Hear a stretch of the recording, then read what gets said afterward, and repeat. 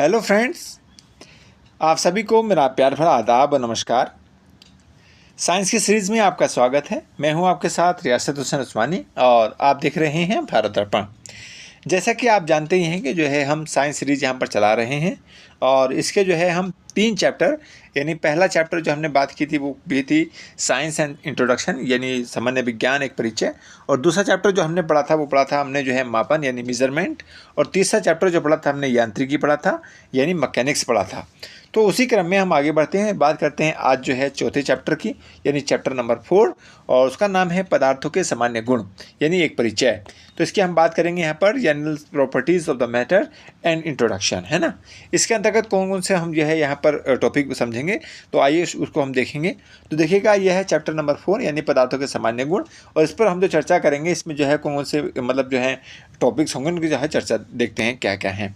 तो पहले हम बात करेंगे यहाँ पर अवस्था परिवर्तन की, और उसके बाद में बात करेंगे हम दबाव यानी प्रेशर की। थर्ड नंबर पर बात करेंगे प्रत्यास्थता यानी इलास्टिसिटी, श्यानता की बात करेंगे यानी विस्कोसिटी की, प्लेवन की बात करेंगे यानी फ्लोटिंग की, पृष्ठीय तनाव यानी सरफेस टेंशन की, और केशिकात यानी कैपिलरिटी की, है ना। तो इस तरह से जो है हम ये कुछ टॉपिक्स होंगे, इन पर हम चर्चा करेंगे। तो आइए वन बाई वन करके हम जो है इसकी चर्चा करते हैं और देखते हैं और समझने का इसका प्रयास करते हैं। तो देखिएगा, सबसे पहले हम बात करते हैं यहाँ का पदार्थ की मुख्य अवस्थाएं। देखिए, पदार्थ की मुख्य अवस्थाएं, कोई भी सब्सटेंसेस है, मैटर्स है, तो वो जो है 3 अवस्थाओं में ही हो सकता है। कौन कौन सी अवस्था में?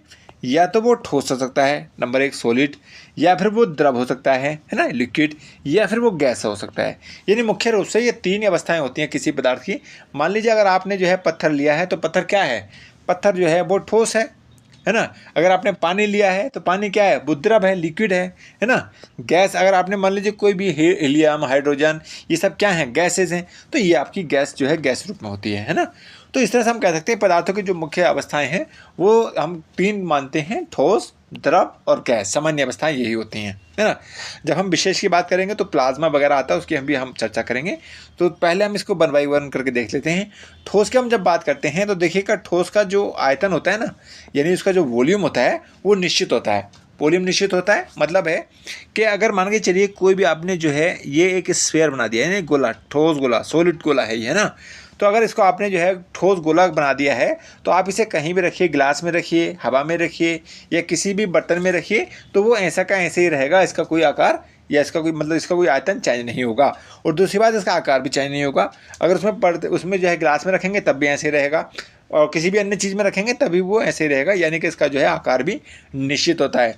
और तीसरी बात क्या होती है? ये इनकम्प्रेसिबल होता है, यानी कि असंपीड्य होता है, यानी इस पर जो है संपीड्यता नगण्य होती है, शून्य होती है ना। तो ये चीज़ होती है। ये बात हो रही है ठोस के लिए, सॉलिड के लिए। अब हम बात करेंगे यहाँ पर द्रव के लिए। द्रव की अगर हम बात करते हैं, देखिए द्रव का क्या होता है? आयतन निश्चित होता है। आयतन मतलब है अगर हमारे पास में 500 ml पानी है ना, तो इसका आयतन जो है, अगर मान के चलिए हमने ग्रीसी गिलास में डाल दिया है तो इसका आयतन तो 500 ग्राम रहेगा। आयतन मतलब जितना है वो इतना ही रहेगा, लेकिन इसमें आकार निश्चित नहीं होगा, यानी आकार वो अनिश्चित हो जाता है। अगर आपने ग्लास में रखा है तो वो ग्लास का आकार ले लेगा, है ना। अगर वो आपने किसी जो है कुकर में रख दिया तो कुकर का जो है आकार ले लेगा, है ना। अगर आपने जो है किसी भी भगोने में रख दिया, डेगची में रख दिया, तो इस तरह से जो है वो आपका उसी आकार में चेंज हो जाता है ना। यानी इसका मतलब है कि आकार जो है वो अनिश्चित होता है। अब इसकी अगर हम बात करें संपीड्यता की, तो संपीड्यता कैसी होती है? यो मध्यम जो है स्थिति में होती है इसकी, यानी मध्यम संपीड्य होता है ना। तो ये स्थिति होती है। अब हम बात करेंगे यहाँ थर्ड नंबर की। थर्ड नंबर पर आते हैं, हम देखते हैं गैस की। तो गैस में क्या होता है? देखिए, आयतन इसका अनिश्चित होता है। जैसे मान के चलिए अगर गैस आपके पास में एक गुब्बारा ले लीजिए, है ना। ये आपने गुब्बारा बनाया है ना, गुब्बारे में आपने हवा जो है ये गैस भर दी है। अगर आपने जो है गैस भरने के बाद में जब आप इस गुब्बारे को जो है खोलेंगे और किसी अपने से बड़े गुब्बारे में इसको डालेंगे ना, या अपने से बड़े बर्तन में रखेंगे, तो उसके क्या होगा? वो उसी आकार में फैल जाएगा। इसका मतलब यह है उसका आयतन भी अनिश्चित होता है, यानी जिस जो है अवस्था में, जिस जो है आकार में है, यानी जिस बर्तन में कह सकते हैं, या जिस भी हम कह सकते हैं शेप उसमें है, तो किसी भी मतलब कह सकते हैं जो हमारे पोर्ट्स वगैरह होते हैं उसमें रखेंगे, वो उसी का जो है क्या होता है, उसी के आयतन का वो जो क्या कर लेता है, उसको ग्रहण कर लेता है। आकार की बात करें, आकार भी ये होता है, आकार वो जिस आकार में उसका कह सकते हैं कि जिसमें इसमें डाल दोगे वो उसी का आकार ले लेता है, वो द्रव की तरह ही इसका आकार अनिश्चित होता है ना। संपीड्यता कैसी होती है इसकी, देखिए संपीड्यता जो है हाईएस्ट होती है, यानी हाई लेवल की जो है इसको कंप्रेस किया जा सकता है हाईएस्ट लेवल तक। जब भी हमारे पास में जो है सीएनजी वगैरह होती है ना, तो सीएनजी क्या है, वो जो कंप्रेस नेचुरल गैस है उसको संपीड्यता इतनी ज़्यादा दी जाती है कि वो संपीड्य मतलब उसको जो है उच्च लेवल पर जो है हाई लेवल पर जो है इसको कंप्रेस किया जाता है। तो ये होती हैं। अब हम बात करेंगे, देखिएगा पदार्थों की कुछ विशेष अवस्थाएं होती हैं, वो हमने देखा सामान्य अवस्थाएं थी। सामान्य अवस्थाओं में बस 3 ही प्रकार से होता है, सॉलिड, द्रव और गैस। अब हम बात करते हैं तो विशेष अवस्थाएं यानी स्पेशल जो हमारी होती हैं, अगर उसकी बात करते हैं तो जो विशेष फेजेज होते हैं उसमें देखेंगे तो देखिए एक होता है प्लाज्मा। प्लाज्मा क्या होता है, तो यह पदार्थ की चौथी अवस्था माना जाता है, यानी फोर्थ जो है स्टेज माना जाता है पदार्थ की, और जिसको जो है एक विशेष तापमान और दाब पर ही जो है प्राप्त किया जा सकता है। ऐसा नहीं है कि किसी भी ताप और दाब पर जो है इसको प्राप्त कर लें, ऐसा नहीं है, बल्कि जो है इसको एक विशेष ताप होगा और इसका जो है विशेष दाब होगा, तभी जो है इसको प्राप्त किया जा सकता है। जो कि कैसा हो, अत्यधिक उच्च ताप, यानी उच्च जो है उसका क्या होना चाहिए, ये सब ताप और दाब जो है बहुत ही उच्च होते हैं, है ना, इस पर तभी प्राप्त किया जा सकता है। प्लाज्मा के पदार्थ की अगर बात करें तो प्लाज्मा के पदार्थ की आयनित अवस्था में होती है, जिसमें धनायन और ऋणायन बराबर में संख्या में होते हैं। यानी इसके जो धनायन और ऋणायन होते हैं ना, तो वो जो है किस अवस्था में होते हैं, यानी कह सकते हैं कि दोनों संख्या में जो है वो बराबर होते हैं। इसके कण जो है आयनीकृत गैस के रूप में होते हैं और ये अत्यधिक ऊर्जावान एवं उत्तेजित होते हैं। ये अत्यधिक कैसे होते हैं, ऊर्जावान होते हैं और उत्तेजित होते हैं, है ना। इसके साथ ही साथ प्लाज्मा की अगर बात करें, प्लाज्मा की अवस्था में पदार्थ प्राय अंतर तारकीय स्थानों या नाभिकीय रिएक्टरों, ये जो है कहाँ मिलेगा आपको, ये वहाँ मिलेगा जहाँ पर जो है तारे होते हैं ना, तारे स्टार्स वगैरह, उनके जो है स्थानों पर पाया जाता है ना, प्लाज्मा की स्थिति हम कह सकते हैं। और चौथी मतलब और कहाँ पाया जा सकता है, ये नाभिकीय रिएक्टरों में जो होते हैं, नाभिकीय रिएक्टर जब हम बनाते हैं ना, परमाणु रिएक्टर, ये जो न्यूक्लियर रिएक्टर होते हैं, तो वहाँ पर भी जो है इसका मतलब हम उसको देख सकते हैं प्लाज्मा की अवस्था को, है ना। तो ये होता है, ये होती है हमारी सामान्य मतलब विशेष अवस्था वाली पदार्थ। एक होता है आपका बोस आइंस्टीन कंडेंसेट यानी BEC। ये क्या है, पदार्थ की 5वीं अवस्था माना जाता है, जिसको जो है सामान्य वायु के 1 लाख में घनत्व जितने कम घनत्व वाली गैस को अत्यधिक कम ताप पर ठंडा करके प्राप्त किया जा सकता है।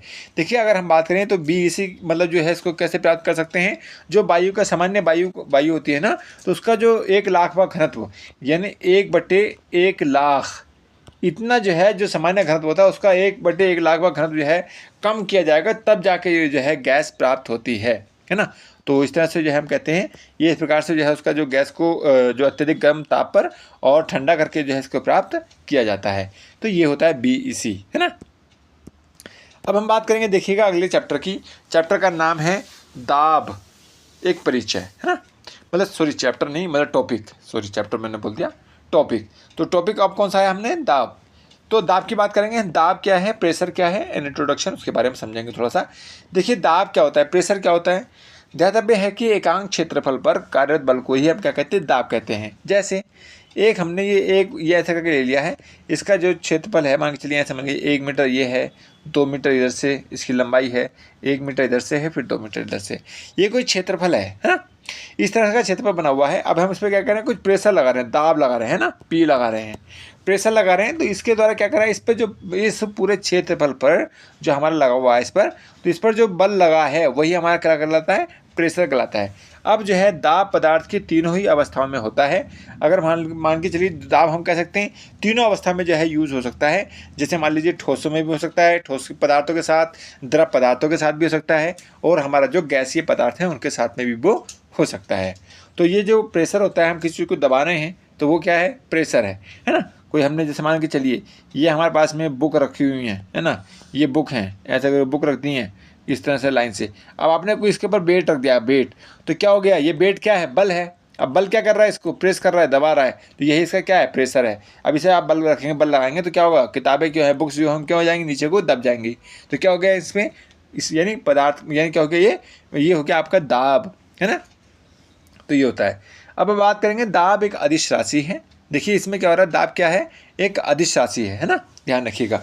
और जिसका जो SI मात्रक है वो क्या है, न्यूटन प्रति मीटर स्क्वायर होता है। ये इसकी जो है मुख्य विशेषता होती है कि इसका जो मात्रक है वो है न्यूटन प्रति मीटर प्रति स्क्वायर। अगर हम बात करें दाब की गणना जो है प्रसिद्ध वैज्ञानिक पास्कल ने दी थी और इसमें जो है अपना महत्वपूर्ण योगदान दिया था, जिसके कारण जो है इसके मानक को पास्कल कहते हैं। तो पास्कल जो है क्या कह सकते हैं इसको, इसका जो मानक होता है उसको हम पास्कल कहते हैं। और कहीं कहीं हम जो है इसको जब बात करते हैं दाब को जो है किस में मापते हैं, हम बार में भी मापते हैं, है ना। तो पास्कल और बार का संबंध किससे है, दाब से है, ध्यान रखिएगा। आगे बढ़ेंगे और बात करेंगे यहाँ पर दाब की जो अवस्थाएं हैं, दाब किस प्रकार से लग सकता है उसमें देखेंगे। तो देखिएगा वायु दाब। अब वायु दाब का मतलब हो गया कि वायु द्वारा, है ना भाई, वायु दाब का मतलब क्या हो गया कि वायु का दाब मतलब हुआ कि वायु द्वारा लगाया गया दाब ही वायु दाब है। तो यही तो है। तो क्या कह रहे हैं, वायुमंडलीय दाब वह दाब होता है जो कि 0 डिग्री सेल्सियस पर 75 मतलब जो 75 डिग्री मतलब 45 जो अक्षांश होते हैं वहाँ पर समुद्र तल के 76 सेंटीमीटर लंबे पारे के स्तंभ द्वारा लगाया जाता है। यानी हम कह सकते हैं कि जो वायुमंडलीय दाब है वो क्या है, अब हम 0 टेम्परेचर कर दें, है ना, और हम जो है पृथ्वी के कहाँ पर चले जाएं, 45 डिग्री के अक्षांश पर चले जाएं, है ना, और साथ ही साथ क्या कह रहे हैं कि समुद्र तल पर चले जाएं और वहाँ पर जब समुद्र तल पर जाएंगे उसके समुद्र तल पर, तो वहाँ पर जो पारा होगा ना, वो पारा कितने मीटर चढ़ जाएगा, 76 सेंटीमीटर जो है वो ऊपर चढ़ जाता है। तो यही होता है हमारा जो वायु दाब, है ना। तो इस वायु दाब को हम क्या कहते हैं, देखिएगा तो वायुमंडलीय दाब द्वारा ऐसा ही जो मात्रक होता है उसका क्या होता है, बार होता है, बार, है ना, ये होता है जो कि न्यूटन या कि जो कि 10⁵ न्यूटन मीटर के बराबर होता है। हम कह सकते हैं कि एक बार जो है 100वें हिस्से के मिलीबार को ही कहते हैं। तो जो बार होता है ना, एक बार कितना होता है, 100वां हिस्सा, है ना। तो 100वें हिस्से को क्या कहते हैं, हम 100 हिस्से को मिलीबार कहते हैं। जब एक बार हो जाएगा तो एक बार का जो 100वां हिस्सा होगा उसको हम 1 मिलीबार कहेंगे। तो मिलीबार, बार, पास्कल ये सब किससे संबंधित हैं, ये सब वायु दाब से संबंधित हैं, है ना। वो हमने देखा पास्कल जो है किससे संबंधित है, दाब से, और ये अगर बात करते हैं ये किससे संबंधित है, वायु दाब से, है ना। तो ये है। अब हम बात करेंगे यहाँ पर देखिएगा वायु दाब और बैरोमीटर। अब जब हम बात करते हैं, जब टेम्परेचर नापते हैं तो वो किस में इस्तेमाल करते हैं, हम बैरोमीटर का इस्तेमाल, उसमें थर्मामीटर का इस्तेमाल करते हैं। जब हम वायु दाब को मापते हैं तो किसका इस्तेमाल करते हैं, बैरोमीटर का। तो वो क्या होता है, बैरोमीटर क्या होता है, यानी वायु दाब होता है उसके द्वारा जो है उसको मतलब जो वायु दाब द्वारा है उसको मापा जाता है, किससे, बैरोमीटर से। इसमें क्या होता है, पृथ्वी सतह से ऊपर जाने पर वायु दाब कम होता है, ध्यान रखिएगा, और जबकि नीचे जाने पर क्या होता है, बढ़ता है। यानी हम कोई है पृथ्वी सतह है ये, अगर ये पृथ्वी सतह है तो इसके ऊपर अगर हम जाएंगे तो क्या होगा, वायु दाब कम हो जाएगा, और नीचे अगर हम आते हैं, है ना, ऊपर से नीचे अगर हम आते हैं तो वायु दाब क्या हो जाता है, वो कम होता चला जाता है ना। तो ये होता है। बैरोमीटर का पारा अचानक नीचे गिरने लगा। मान लीजिए जो हमारा बैरोमीटर है उसके जो पारा था ना, उसमें जो पारा यूज़ किया गया था, अगर वो सडनली क्या हो गया, नीचे गिर गया, तो ये क्या बताएगा, आंधी और तूफान का संकेत बताएगा। जब भी हम कहते हैं ना आंधी तूफान आने वाला है, साइंटिस्ट बताते हैं कि भाई आंधी तूफान आने वाला है, तो उसको वो कैसे पता लगाते हैं, जो बैरोमीटर होता है, बैरोमीटर में जो पारा होता है ना, वो पारा नीचे जल्दी से वो नीचे अचानक नीचे गिर जाता है, तो उसे हम कहते हैं, साइंटिस्ट जो है यहीं से हिसाब लगाते हैं कि जो है अब क्या आने वाला, आंधी या तूफान आने वाला है। इसके बाद में क्या होता है, बैरोमीटर का पारा धीरे धीरे नीचे गिरकर फिर धीरे धीरे ऊपर उठता है। अब ये हमने सडनली गिरा था। अब एक स्थिति ऐसी होती है कि पारा जो है वो धीरे धीरे नीचे गिरा, है ना, पहले यहाँ था ऐसा करके, और वो जो है धीरे धीरे नीचे गिरा, फिर उसके बाद में फिर धीरे धीरे ऊपर चढ़ा है। इसका मतलब क्या होता है, इसका मतलब होता है कि बैरोमीटर का पारा धीरे धीरे नीचे गिरकर धीरे धीरे फिर से ऊपर उठेगा, तो वहाँ पर होता है वर्षा की संभावना। तो आपने देखा होगा मोबाइल में जो है, जो हम देखते हैं ना मौसम, तो मौसम कैसे दिखाता है, वर्षा की संभावना है, तो वो यही दिखाता है कि जो पारा होता है उसमें जो बैरोमीटर का पारा है वो क्या कर रहा है वहाँ पर, यानी धीरे धीरे वो नीचे गिर रहा है, उसके बाद में धीरे धीरे वो ऊपर उठ रहा है। तो साइंटिस्ट यहीं पर उसको जो है संभावना यानी प्रोबेबिलिटी को दिखाते हुए वहाँ पर जो है उसका मौसम का क्या करते हैं, मतलब उसका क्या करते हैं, मौसम को जो है ब्रॉडकास्ट कर देते हैं, है ना। तो ये है। और साथ ही साथ में क्या करेंगे, वो बताते हैं ना कि भाई किस तरह से क्या होने वाला है, तो फोरकास्ट कौन करेगा, तो साइंटिस्ट करते हैं इसी आधार पर। तो यही होता है इसकी फोरकास्टिंग, है ना। तो ये है। अच्छा, बैरोमीटर का जो पारा होता है धीरे धीरे ऊपर उठना, ये हमने देखा था, सडनली नीचे गिरना, फिर उसके बाद में सडनली नीचे गिरते हुए ऊपर धीरे धीरे ऊपर उठना। एक कह रहा है कि धीरे धीरे जो है ऊपर उठता है। जब धीरे धीरे ऊपर उठता है ना, तो वो होता है मौसम का साफ संकेत होता है, यानी हमारा जो वेदर है वो कैसा रहेगा, साफ रहेगा, क्लीन रहेगा एकदम, है ना। तो ये होता है। अब हम बात करेंगे यहाँ पर समुद्र में गहराई। अभी हम थोड़ा यहाँ पर देखेंगे क्या है। देखिए समुद्र में गहराई में सांस लेने में कठिनाई होती है। जब हम समुद्र में घुस जाते हैं ना, तो वहाँ पर क्या होता है, हमारा सांस जो है जब हम पानी के अंदर जाते हैं तो हमारे सांस लेने में क्या होगी, कठिनाई होती है। इस परिप्रेक्ष्य में क्या करते हैं, ऐसा न हो, समुद्री गोताखोर क्या करते हैं, अपने साथ में O2 यानी ऑक्सीजन के सिलेंडर में हीलियम ले जाते हैं भर करके। यानी जो हमारा सिलेंडर होता है ना, वो जो पीछे आपने देखा होगा, जब आदमी वो तैराक जो होते हैं ना पानी के अंदर, तो पानी के अंदर क्या करते हैं वो लोग, पानी के अंदर जो है इस तरह से ले जाते हैं, और पीछे आपने देखा होगा कुछ टैंक सा लगा होता है, और टैंक में इस तरह से जो है आपकी नली जो है माउथ पे लगी होती है इस तरह से। तो इसमें क्या है भरा हुआ, इसमें O2 प्लस हीलियम लगा हुई है, और इसी से वो सांस लेते हैं, अन्यथा वो नीचे जाएंगे तो वैसे ही जो है उनकी बिना सांस के जो है डेथ हो सकती है। तो इसमें क्या है, O2 के साथ में वो हीलियम ले आते हैं, और यही मिश्रण क्या यूज आता है, इसे हम क्या कहते हैं, इसे हमें आर्टिफिशियल जो कैसी कहते हैं ना, जो सांस लेना, तो वो यही काम करता है आर्टिफिशियल सांस में, है ना। तो यही है। अब हम बात करेंगे यहाँ पर ठोस का दाब, है ना। वो हमने देखा अभी किसका, द्रव का दाब था। अब हम बात करेंगे यहाँ ठोस का दाब कैसे काम करता है वो देखेंगे। ठोस के दाब की अगर हम बात करें, ठोस के दाब संदर्भ में अगर देखें, जो क्षेत्रफल और दाब में विपरीत संदर्भ होता, मतलब संबंध होता है। कैसे, जैसे मान के चलिए अगर हमारा ठोस का दाब ये है ना, ये ठोस का कोई हमने एक क्षेत्रफल बना दिया है ना, तो अगर हम क्या करेंगे, ये ठोस द्वारा लगाया हुआ कोई भी दाब है ना, तो कह रहे हैं जितना क्षेत्रफल बढ़ेगा ना, उतना दाब जो है यहाँ पर क्या होता चला जाएगा, कम होता चला जाएगा। क्षेत्रफल बढ़ा दो और जो है दाब क्या हो जाएगा, कम होता चला जाएगा, है ना। इसका मतलब ये है, अगर मान के चलिए हमने क्षेत्रफल बढ़ा दिया है, तो ये जो बल है अब ये एक जगह न लग करके बहुत सारे अलग अलग क्षेत्रों पे ये फैल जाता है। इसीलिए हम कहते हैं कि जो है क्षेत्रफल बढ़ाने पर क्या होता है, दाब जो है क्या हो जाता है, वो कम हो जाता है। इसका मतलब है कि क्षेत्रफल और दाब में कैसे संबंध होता है, विपरीत संबंध होता है। अतः क्षेत्रफल को बढ़ाकर दाब कम कर सकते हैं, और क्षेत्रफल को बढ़ाकर जो है दाब को ज़्यादा कर सकते हैं। तो ये ठोस का दाब होता है। अब हम बात करेंगे यहाँ पर द्रव का दाब, यानी पहले हमने देखा कौन सा, गैस वायु दाब, फिर हमने देखा ठोस का दाब। अब हम देखेंगे द्रव का दाब, यानी द्रव मतलब जो द्रव पदार्थ होते हैं जैसे पानी का, तो उसकी बात करेंगे हम। तो देखिए द्रव दाब में क्या होता है उसके देखेंगे। द्रव के दाब के संदर्भ में चूंकि द्रव के अणु सभी दिशाओं में समान रूप से गति करते हैं, जैसे कि हम जानते हैं भाई द्रव के दाब क्या करते हैं, द्रव के जो अणु होते हैं ना, वो द्रव जो होता है वो सब समान जो दिशाओं में बराबर क्या करते हैं, गति करते हैं। और ठोस के क्या करते हैं, ठोस के जो है क्या होते हैं, वो रिजिड होते हैं, गति नहीं कर पाते हैं वो, है ना। तो ये होता है। तो इसमें क्या कर रहे हैं, वो गति कर रहे हैं, इसलिए जब गति कर रहे हैं समान रूप से गति कर रहे हैं, तो क्या होता है, इसमें जो दाब है वो इधर उधर जो है क्या करता रहता है, वो घूमता रहता है ना, उसके आधार पर जो अणु हैं, तो अणु के आधार पर जो है घूमते रहते हैं। इस आधार पर हम कह सकते हैं कि द्रव दाब के संदर्भ में चूंकि द्रव के अणु सभी दिशाओं में क्या हुए, समान रूप से गति करते रहते हैं ना, इस तरह से समान रूप से जो है वो गति करते रहेंगे। अतः किसी बिंदु विशेष पर द्रव दाब का भी सभी दिशाओं में समान रूप से लगता है। अब वहाँ पर गणना करना होता है कि अगर कैसे करेंगे उसको, कि किसी भी बिंदु पर अगर हम द्रव दाब देखें तो कह सकते हैं कि सभी दिशाओं में जो है जो द्रव मतलब कैसे द्रव का दाब है वो सभी दिशाओं में कैसा होता है, समान रूप से होता है ना, इक्वल होता है। किसी भी आप दिशा में देख लो। जैसे मान के चलिए एक मैं एग्जाम्पल देता हूँ। ये एग्जाम्पल है, बोतल है ना, बोतल है कोल्ड ड्रिंक की, है ना। ये कोल्ड ड्रिंक की बोतल है और डब्बा बिल्कुल बंद है, पैक्ड है ना।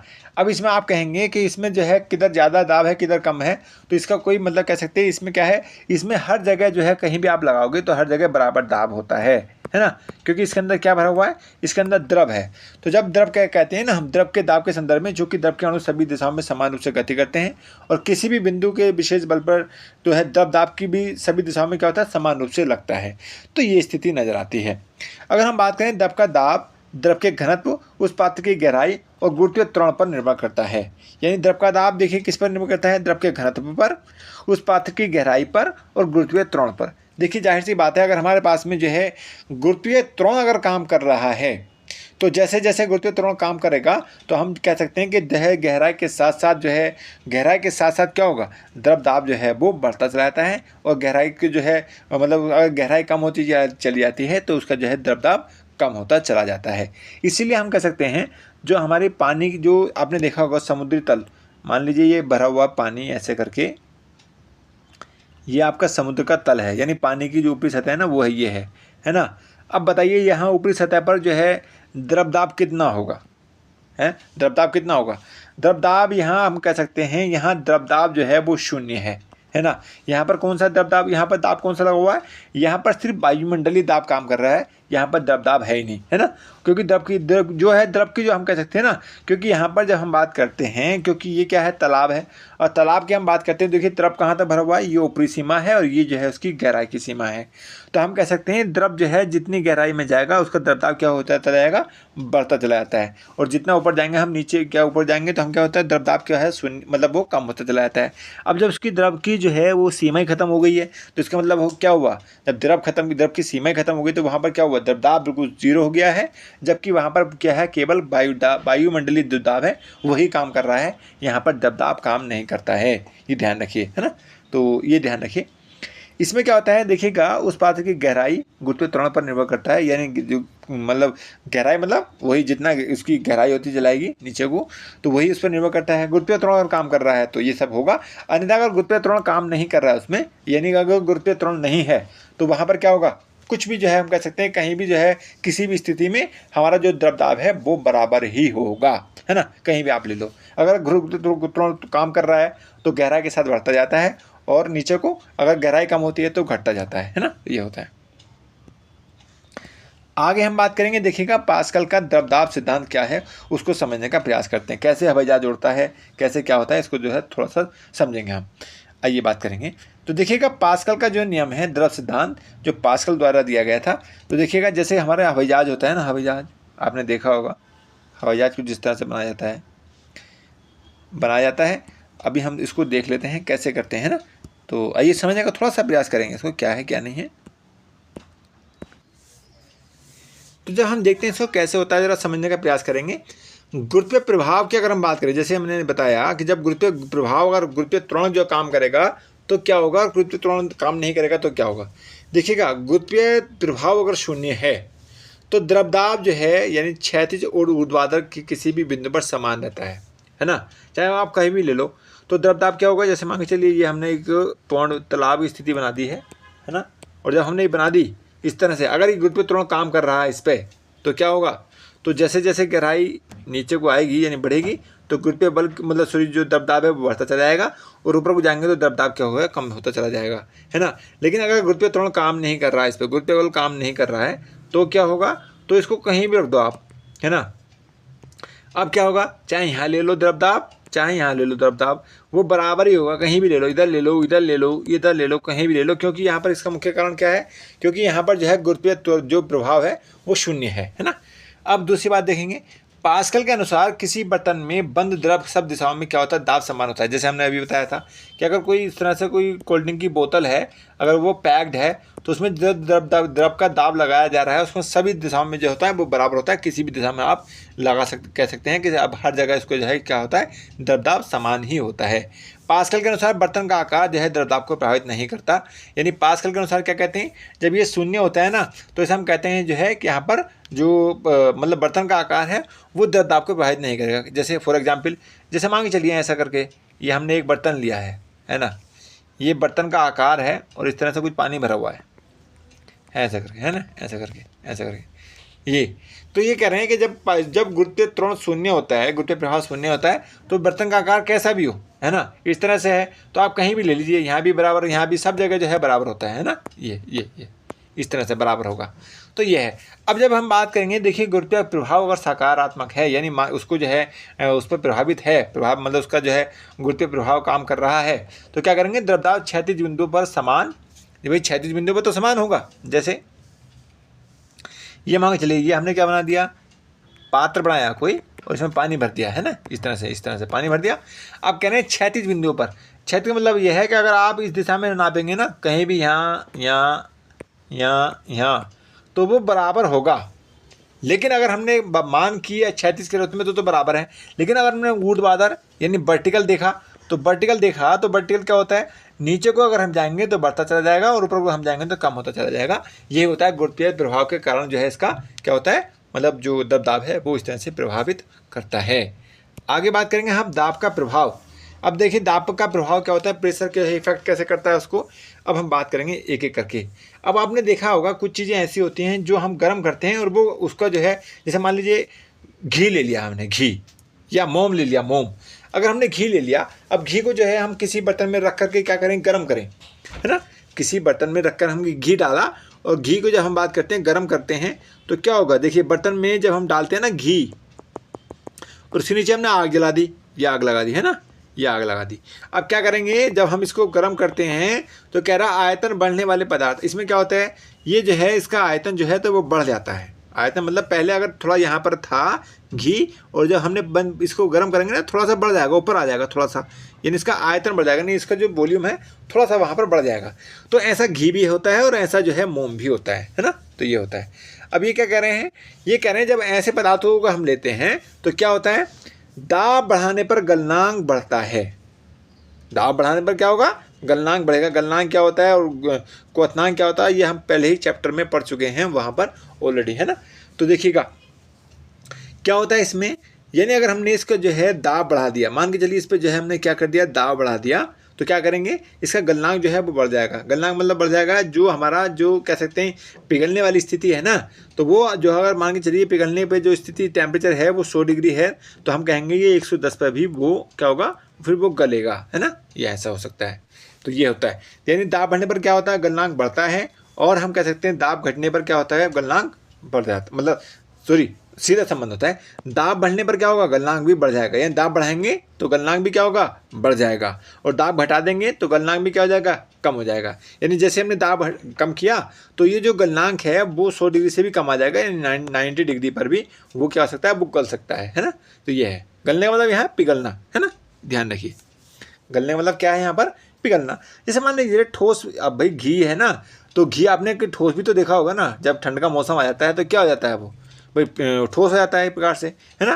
तो ये क्या है, ठोस पदार्थ है। तो कह रहे हैं जब हम इसको गर्म करेंगे तो गर्म करने के बाद में गलनांक क्या होगा, गलना कब शुरू हो जाएगा, ये अगर हमने दबाव बढ़ा दिया, अगर हमने दबाव बढ़ा दिया तो वो देर से गलेगा, है ना, यानी गलनांक उसका क्या होगा, बढ़ जाएगा। दबाव बढ़ाने पर देर से गलेगा, और दबाव लगाने पर जो है, यानी अगर हमने दबाव कम कर दिया तो उस पर क्या होगा, वो जल्दी गल जाएगा, यानी जल्दी पिघल जाएगा, है ना। तो ये होता है। तो इस तरह से दाब बढ़ाने पर गलनांक क्या होता है, बढ़ता है, और दाब घटाने पर जो है मतलब सीधा संबंध है, तो ध्यान रखिए। यानी दाब कम करेंगे, दाब बढ़ाएंगे तो गलनांक बढ़ेगा, दाब कम करेंगे तो गलनांक भी कम हो जाएगा, है ना। तो ये होता है।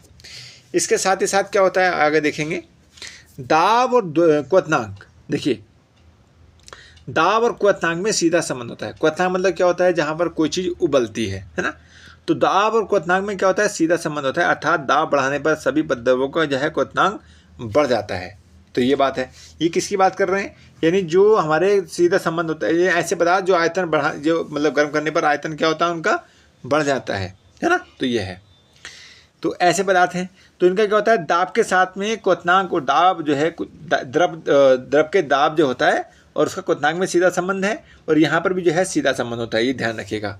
अब हम बात करेंगे यहाँ पर ऐसे पदार्थ जिनका जो है गर्म करने पर क्या होता है, दाब मतलब आयतन जो होता है वो कम होता है ना।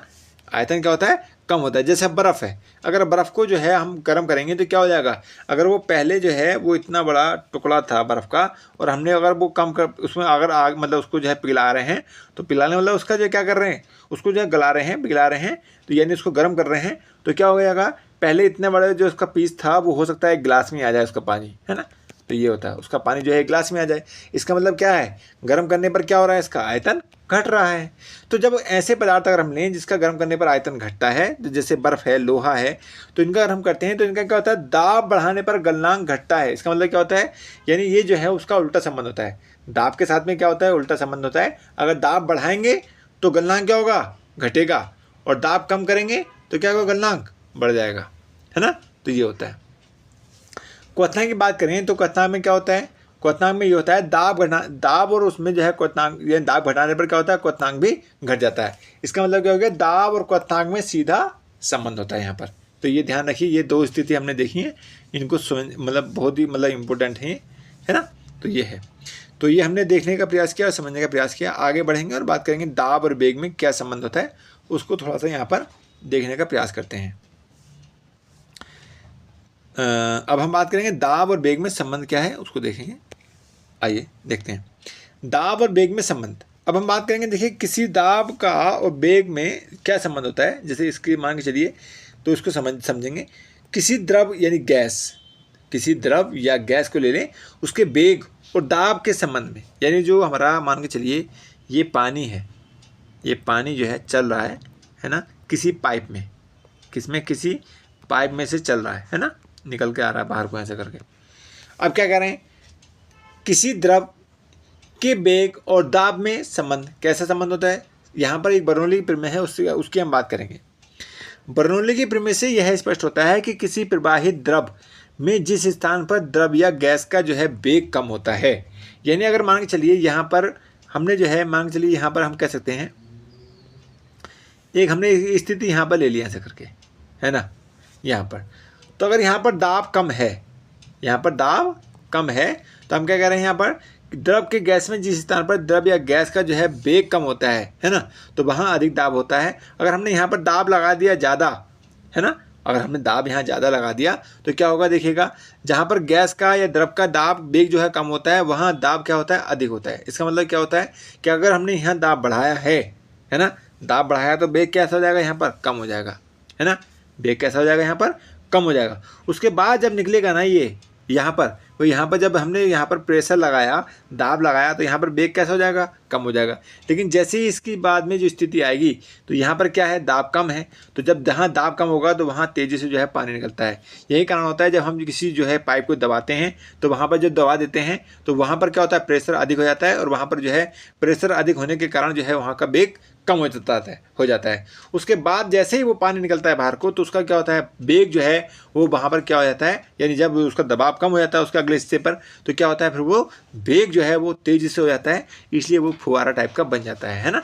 ऐसे ही होता है, इसका 22% स्थिति भी ऐसे होता है, यानी वेग और दाब में विपरीत संबंध होता है ना, ध्यान रखिएगा।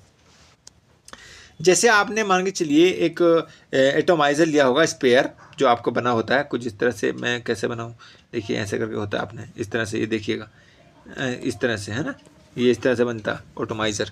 तो ये होता है, अगर आपने देखा होगा उसमें जो सैलून होते हैं वहाँ पर भी आपको देखा होगा फुहारा टाइप का रखा होता है एक पानी वाला, तो वो भी इस तरह से बना होता है। अगर हम बात करें हवाई जहाज़ का उड़ना, जो हवाई जहाज़ का उड़ना होता है वो भी इसी प्रकार से होता है, बर्नौली की प्रमेय के द्वारा होता है। कैसे होता है, जैसे मान के चलिए ये देखिए, अगर हमने यहाँ जो है एक प्लेन बनाया इस तरह से, है ना, तो यहाँ पर क्या है, यहाँ पर ये देखिए, ये ऐसे करके, अब यहाँ पर ये हो रहा है कि जैसे हम यहाँ पर देखिए वेग, है ना, यहाँ पर वेग जो है ऐसे करके वेग तेज हो जाता है। यहाँ पर अब वेग तेज हुआ तो जाहिर सी बात है, जहाँ वेग तेज हो रहा है तो वहाँ पर क्या होता है, प्रेशर कम हो जाता है। यहाँ पर क्या होता है, वेग कम हो जाता है और यहाँ पर जो है प्रेशर अधिक हो जाता है, जिससे जो है हवाई जहाज जो है वो ऊपर को उड़ जाता है। ऐसे ही जो है ये होता है। अच्छा, वैक्यूम क्रिएटर जो होता है यानी निर्वात सृजक, तो वो भी यही ऐसे ही काम करता है। गहरे जल का शांत रहना, जैसे जैसे पानी जो है वो गहरा होता चला जाता है तो वहाँ पर हम क्या कह रहे हैं, वहाँ पर क्या हो रहा है, वेग कम हो रहा है। इसका मतलब क्या हो रहा है, वहाँ पर दबाव ज़्यादा है, तो भाई जाहिर सी बात है वहाँ पर दाब ज़्यादा है। तो जहाँ पर वेग कम होगा वहाँ पर दाब ज़्यादा होगा, तो ये दोनों में विपरीत संबंध होता है ना। तो ये है। आगे बात करेंगे दाब से संबंधित कुछ मुख्य बिंदु हैं, उनकी बात करते हैं। पृथ्वी की सतह के संदर्भ में देखिए, जब हम पृथ्वी की सतह की बात करते हैं ना, तो मान लीजिए ये सतह है पृथ्वी की, है ना, इसकी बात करें तो ऐसा करते हैं। तो देखिएगा पृथ्वी की सतह के संदर्भ में ध्रुवों पर दाब, भूमध्य रेखा पर दाब, यानी क्या होता है, ध्रुवों पर क्या होता है, दाब अधिक होता है और भूमध्य रेखा पर दाब कम होता है ना। तो जैसे जैसे हम ध्रुव, ये मांगे चलिए इस तरह से जब हम बनाएंगे इस तरह से, तो ये भूमध्य रेखा हो गई हमारी और ये क्या हो गई ध्रुव। हम जैसे जैसे इधर की ओर चलते हैं ना, तो हमारा क्या होता है, यही हमारा जो दाब होता है वायु दाब, तो क्या होता है, ध्रुवों की ओर दाब हमारा बढ़ता चला जाता है। वो भूमध्य रेखा की ओर आते हैं तो क्या होता है, हमारा वायु दाब कम होता चला जाता है। इसी प्रकार हम देखेंगे द्रव सतह पर द्रव दाब शून्य होता है। जब हम बात करते हैं, गिलास ले लीजिए, गिलास में पानी भरा है, अगर पानी भरा है तो ऊपर वाला जो हिस्सा है ना पानी का, तो वहाँ पर दाब कैसा होगा, द्रव दाब शून्य होगा, जीरो होगा। हम यहाँ पर वायुमंडलीय दाब तो कह सकते हैं कि वायुमंडलीय दाब तो है, लेकिन यहाँ पर द्रव दाब कैसा है, वो शून्य है ना। तो ये है, जबकि वायुदाब स्थित होता है ना। द्रव का घनत्व और दाब में सीधा संबंध होता है। जाहिर सी बात है, जितना जो है डेंस कोई चीज़ होगी उसमें दाब उतना ही ज़्यादा होगा। जैसे मान के चलिए एक लोहे की छड़ ले लो, उतनी चौड़ी लंबी चौड़ी, और एक आपने जो है स्पंज ले लिया इतना लंबा चौड़ा, तो जाहिर सी बात है इसकी डेंसिटी ज़्यादा है ना लोहे वाले की, तो लोहे की ज़्यादा है, इसकी स्पंज की कम है। तो जितनी डेंस होगी या जितना घनत्व ज़्यादा होगा पदार्थ का, दबाव उसमें उतना ही ज़्यादा होगा, यानी सीधा संबंध होता है। बहता हुआ हिमखंड ऊपर से न पिघलकर नीचे से पिघलता है, यानी जो हमारा बहता हुआ हिमखंड है ना, ये हिमखंड है, टुकड़ा है और ये बह रहा है ना, ऐसे करके। तो कह रहा है पिघल कर नीचे से पिघलता है, क्योंकि निचले तल पर अधिक दाब के कारण क्या होता है, बर्फ का गलनांक कम हो जाता है ना। अभी क्या होता है देखिए, दाब हम करते हैं ना, नीचे से दाब लग रहा है भाई, नीचे से दाब लग रहा है ना, क्योंकि ऊपर का प्रेशर क्या हो रहा है, इसको जब वजन है, नीचे दाब बना, तो यहाँ पर क्या कर रहा है, दाब बन गया यहाँ पर, है ना, इसके नीचे वाले हिस्से में। तो जब दाब ज़्यादा हो गया तो वहाँ पर क्या कर रहे हैं, गलना कम हो गया, इसका मतलब क्या है, गलने लगेगा जल्दी से, है ना। तो ये होता है, जब हम कहते हैं ना कि जल्दी से जो है उसको गलाना है, तो क्या करेंगे, उसको दाब बढ़ा दो तो जल्दी से पिघल जाएगा वो। तो यही होता है। तो इस स्थिति में जो है दाब से संबंधित कुछ मुख्य बातें थी, ये हमने यहाँ पर जानने का, समझने का प्रयास किया है। आगे बढ़ेंगे और बात करेंगे, देखिए आगे उत्प्लावन यानी तराब एक परिचय, यानी उत्प्लावन की बात करते हैं, यहाँ से फ्लोटिंग की बात करेंगे। इसमें क्या क्या है इसको समझने का प्रयास करते हैं। देखिएगा, अगर हम बात करते हैं, ध्यातव्य है कि जल के उत्क्षेप को अध्ययन जो है सर्वप्रथम किसने किया था, वैज्ञानिक थे आर्किमिडीज द्वारा, है ना। तो उनके द्वारा जो है ये किया गया था, इसको हम जो है पहले चैप्टर में भी हम पढ़ चुके हैं। हालांकि हम यहाँ पर जो है फिर से इसको जो है अच्छी तरीके से पढ़ेंगे, समझने का प्रयास करेंगे। तो देखिए, इसकी 3 स्थिति होती हैं। एक होती है हमारी वस्तु पूर्णतः डूब जाता, और वस्तु जो है डूब कर तैरना, और वस्तु जो है अंशतः डूबते हुए तैरना। अब क्या होता है देखिए, वस्तु का भार, अगर मान के चलिए वस्तु का भार जो है वो हटाए गए पानी के भार से ज़्यादा है, यानी वस्तु का भार जो है हटाए गए पानी के भार से ज़्यादा है, तो क्या हो जाएगा, वो वस्तु जो है पूर्णतः डूब जाएगी। नंबर 1 बात। अब वो कब होगा ऐसा, ये तब होता है जब जो है द्रव घनत्व क्या होता है, द्रव घनत्व जो है वो क्या होता है उसके मुकाबले में कम होता है। यानी कहने मतलब है जो वस्तु है उसका भार घनत्व कैसा होता है, वो अधिक होता है। तो ये तभी संभव है जब हमारा जो है द्रव घनत्व जो है कम होता है, किसके मुकाबले में, उस वस्तु के घनत्व के मुकाबले में, है ना। तो ये होता है। तो वस्तु की स्थिति के संदर्भ में ये आया नज़र, मतलब पहली स्थिति डूब जाना। दूसरा क्या होता है देखिए, पूर्णतः डूब कर तैरेगी, यानी वो डूबी हुई होगी लेकिन वो तैरती हुई स्थिति में बीच में लटकी हुई होगी वो। तो ये कब होता है, ये तब होता है जब वस्तु का भार और हटाया गया पानी का भार क्या होता है, बराबर होता है। और ये कब होता है, जब वस्तु का घनत्व और द्रव घनत्व जो है बराबर हो, तभी संभव है। एक स्थिति क्या आती है, वस्तु जो है अंशतः डूबकर तैरेगी, यानी हमारी एक वस्तु होगी जो पानी में क्या करेगी, वो ऐसा करके तैरेगी। कैसे, 1/9 हिस्सा, 1/10 हिस्सा बाहर ऐसा करके, और 9/10 हिस्सा जो है वो अंदर तैरेगा, मतलब डूबेगा इस तरह से। तो ये कब होगा, ये वस्तु का भार जो है कम होगा हटाए गए पानी के भार से। कहना मतलब यह है कि जो पानी हटाया गया है उसका भार जो है वो ज़्यादा हो जाएगा, तभी जो है इस स्थिति में जो है वस्तु क्या होगी, अंशतः डूबती हुई वो तैरेगी। यह तब संभव होता है जब दाब जो है उसका द्रव का घनत्व कैसा होता है, ज़्यादा होता है। तो ये आर्किमिडीज के सिद्धांत थे, तो इससे संबंधित है। आगे बात करेंगे, देखिए आपेक्षिक घनत्व यानी कि रिलेटिव जो डेंसिटी है उसको बात करें तो उसको देखते हैं। वैज्ञानिक आधार पर जब जल के घनत्व को अत्यधिक महत्व है, इसलिए जो है जिसका घनत्व जो है कितना माना जाता है, जल का घनत्व, जल का जो घनत्व माना जाता है वो 0.998 ग्राम पर सेंटीमीटर घन सेंटीमीटर, मतलब कह सकते हैं। तो जल का जो सापेक्ष किसी पिंड के घनत्व को आपेक्षिक घनत्व कहते हैं। यानी जब हम इसकी तुलना किसी अन्य द्रव का कहते हैं ना, मतलब द्रव या किसी पदार्थ से जब करते हैं तो हम कहते हैं आपेक्षिक घनत्व किससे कर रहे हैं, यानी हम तुलना किससे कर रहे हैं, जल के घनत्व से कर रहे हैं। इसे हम जो है जल का मतलब कह सकते हैं, जल के सापेक्ष जो है किसी पिंड के घनत्व को ही आपेक्षिक घनत्व या आपेक्षिक घनत्व कहा जाता है। अब क्या होता है देखिए, किसी ठोस को आपेक्षिक घनत्व, यानी किसी ठोस का आपेक्षिक घनत्व बराबर क्या होता है, ठोस का वायु में भार, ठोस का वायु भार, और जल में डूबने पर ठोस के भार में कमी।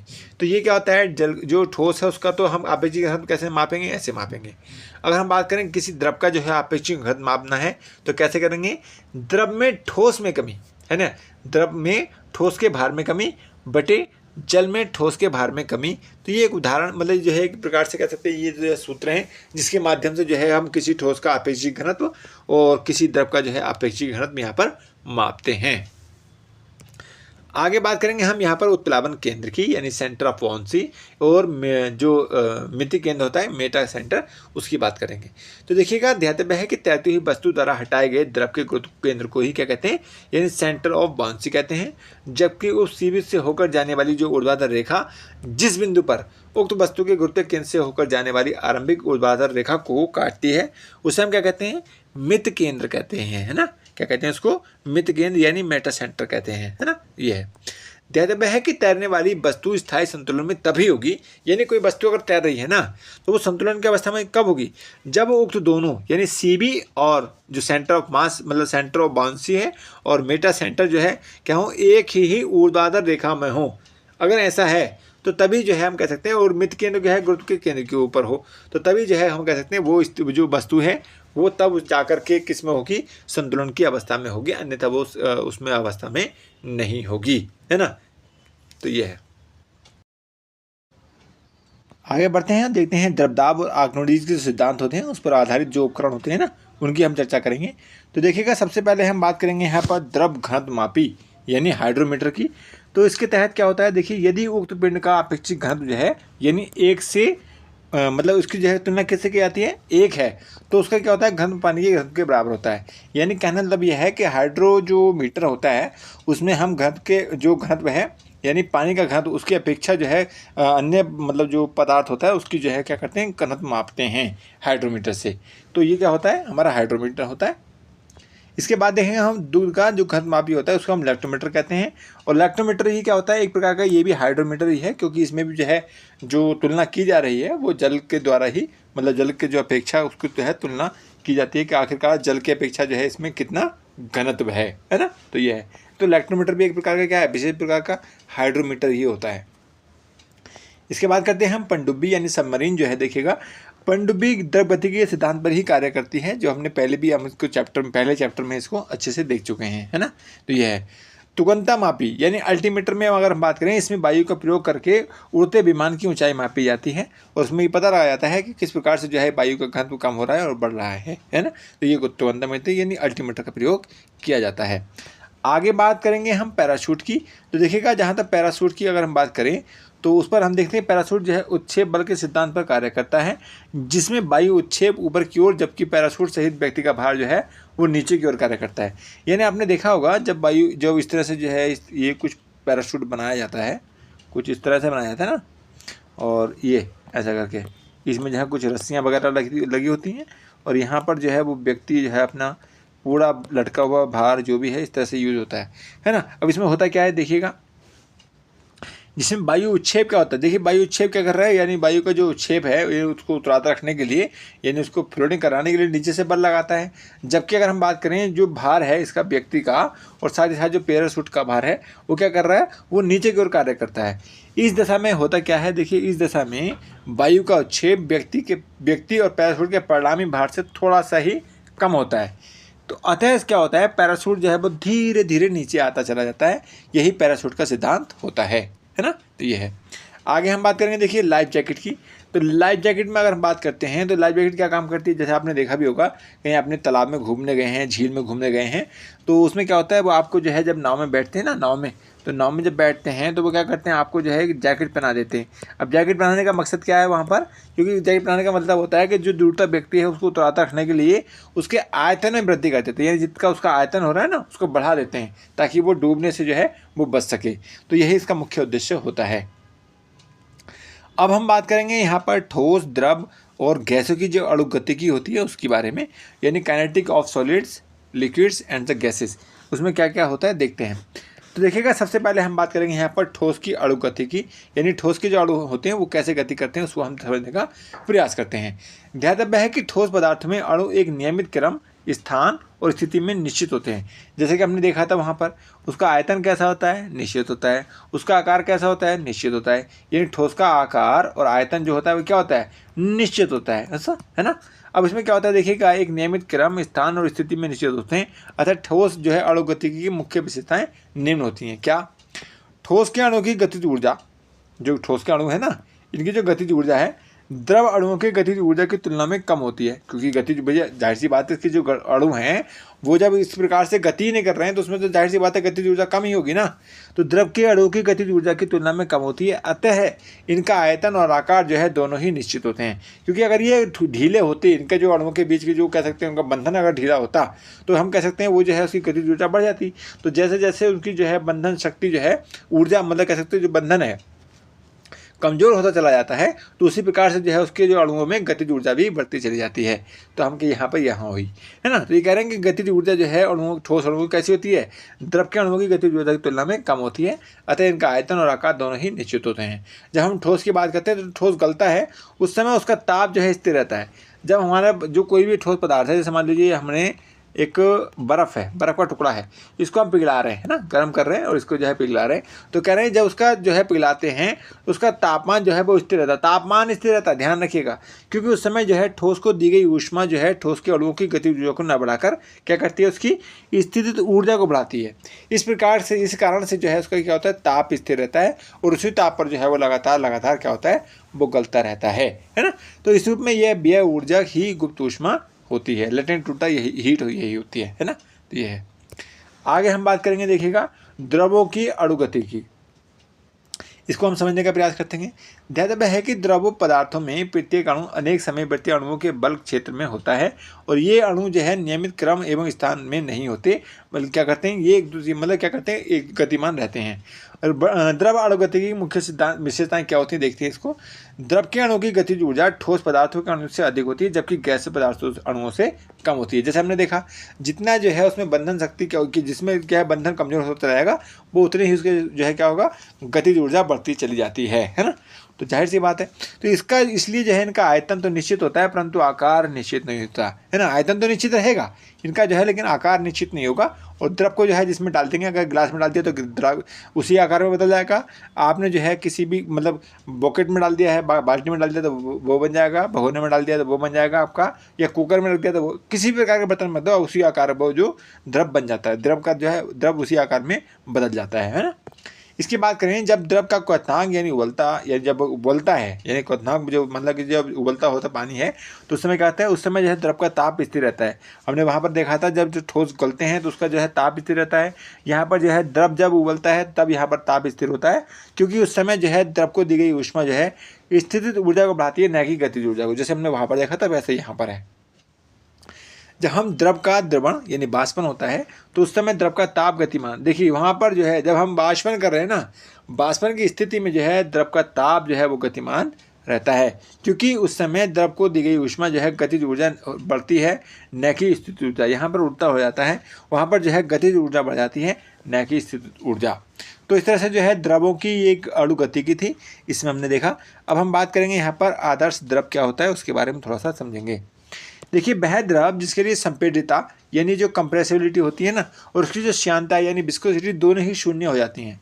यानी ऐसा मान के चलिए, जो मतलब ऐसे द्रव जिनकी कंप्रेसिबिलिटी है यानी जो संपीड़ितता है वो भी जीरो हो जाए और जो विस्कोसिटी है वो भी जीरो हो जाए, तो ऐसे द्रव को हम कहते हैं आदर्श द्रव, यानी जो आइडियल लिक्विड होता है ना। तो ये अब जब किसी द्रव को दबाने से उसके आयतन और घनत्व में परिवर्तन हो जाता है, द्रव है उसको हमने दबाया यानी प्रेशर लगाया तो उसके आयतन में और घनत्व में दोनों में परिवर्तन हो जाता है, तो उसको द्रव की संपीड़ितता कहते हैं, यानी संपीड़ित कर दिया ना उसको हमने। अगर ऐसा नहीं होता है तो उसे जो है असंपीड़ित द्रव कहते हैं। अगर मान के चलिए हमने उसका जो है क्या किया, उसको जो है दबाने के बाद में आयतन और उसके घनत्व में परिवर्तन हो जाता है, तो द्रव में जो संपीड़ितता आती, द्रव जो है वो अपना आकार बदल कर संपीड़ित हो जाता है। तो अगर ऐसा होता है तो वो है क्या है, वो संपीड़ित पदार्थ है। अगर ऐसा नहीं है तो वो क्या कहलाएगा, वो असंपीड़ित द्रव कहलाएगा, है ना। तो ये होता है। तो जब किसी द्रव के विभिन्न परतों के मध्य अपेक्षित गति होती है तो उन परतों के बीच कोई ना कोई जो है स्पर्श रेखा से घर्षण बल होता है। इस स्थिति को जो बाले द्रव को शान द्रव कहते हैं, है ना। अब बात की चलिए, मान लीजिए ये जो द्रव जो चल रहा है इसमें जो परतें होती है ना, इनके बीच में एक बल लगता है जिसको हम कहते हैं निशान द्रव कहते हैं ना।